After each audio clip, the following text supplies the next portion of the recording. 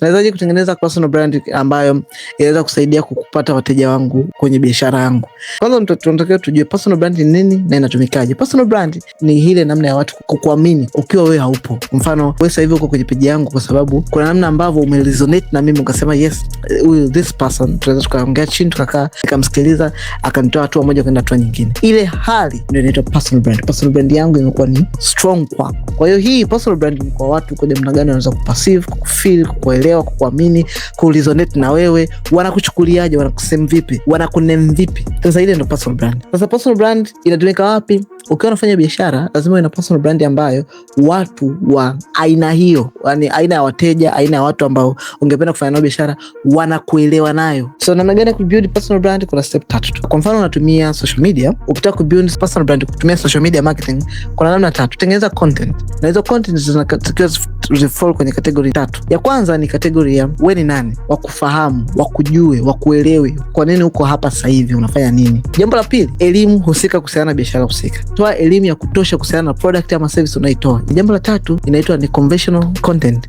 Content za kuuza, sales content. Sema una kitu gani, kitaweza kumsaidia nani, kufanya nini, shingapi unauza. Mara nyingi content zinakuwa zina call to action. Unampa wito mteja afanye kitu gani. Ukiwa unatumia njia ya marketing kwa social media, kutumia hizo content 3 za kusaidia kutengeneza personal brand. Hivyo ndivyo unaweza kutengeneza personal brand kutumia social media.